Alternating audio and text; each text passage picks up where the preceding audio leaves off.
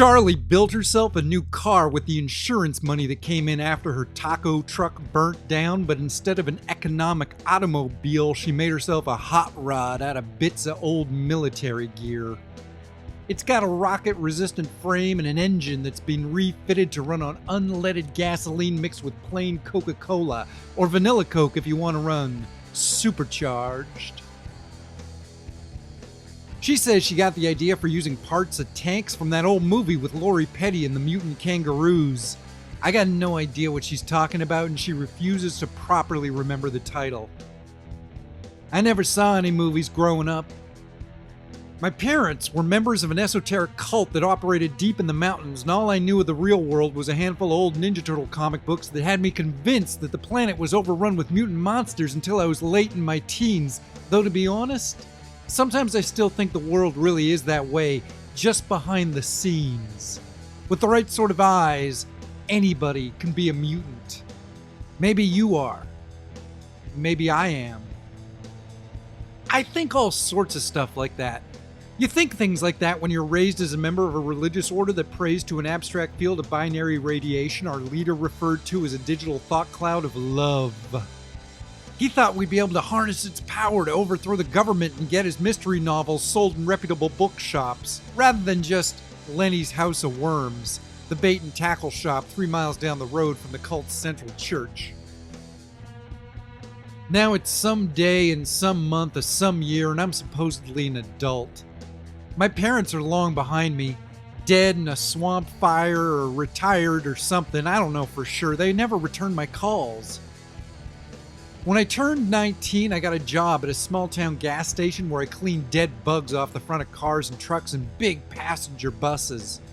It sounded like an okay job when they first offered it to me, but I hadn't realized that the bugs in question were about the scale and density of chubby little school children and gushed like jelly donuts when struck by the bumper of a mid-sized automobile.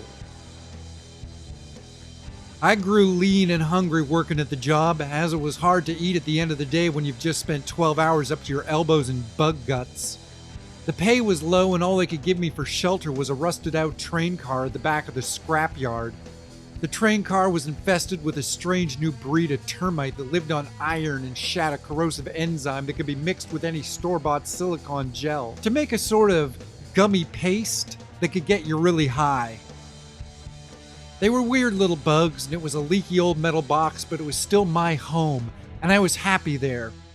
For a few years. Then one day she came through and everything changed. I didn't see when she pulled up to the gas station. Instead, she found me around the corner struggling to get my lunch back from a 6-foot-long canary yellow scorpion with the beady eyes of a young Dennis Miller. She shot the thing dead in the face with some sort of homemade hand cannon that looked like the sort of firearm you'd see in an apocalyptic video game and would have had a crazy name like the Defenestrator 9000 or the Wham Bam Shoot 'em Ma'am. She called it Bruce, and when I asked why, she admitted that there was honestly no reason. I thought that was pretty cool. But then she ruined it by going on a long tirade about some science fiction show from the 1960s that had been canceled after just 36 episodes, and how she thought it was the greatest thing ever, but nobody ever talked about it anymore. I guess there were a lot of puppets and some big guy named Paul who ran a zoo for aliens or something. It didn't connect up in any way to what we'd been talking about previously, and when she was done, we just stood there awkwardly for a few minutes, neither sure what to say.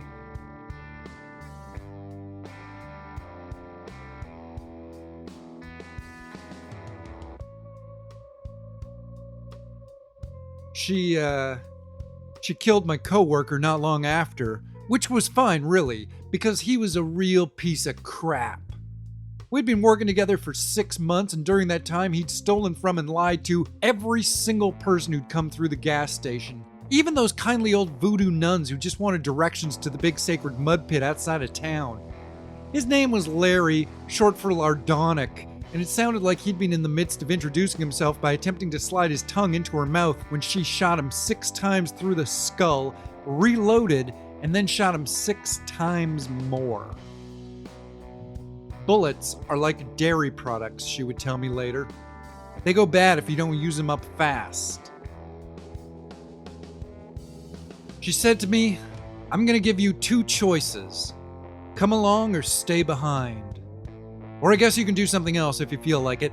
I'm gonna give you unlimited options for the choices you could make, but one of them involves leaving town with me right now and heading off on some sort of a grand adventure. I asked her, why me? And she said something about a lost look in my eyes that suggested that I'd make a good co-pilot. The sort of guy who'd load weapons first and ask questions later. I had to agree with her assessment of my character as I handed her back her now fully loaded and freshly cleaned handgun, which was named Bruce, for no reason at all. What's it gonna be? She asked me. Live here in your relative comfort and neutral emotional states? Or come quest for adventure, out on the open road where you might at least die with a smile on your lips? So now we're out driving. She hasn't told me yet where we're headed, but I've seen her glove box full of treasure maps, and I can tell by the glint in her eyes that somewhere in our future is some sort of summer blockbuster of an adventure. The kind of major motion picture that makes your hands stink of butter and salt from being plunged so deeply into bucket after bucket of that gooey movie theater popcorn. We're out on the road, headed towards God only knows where.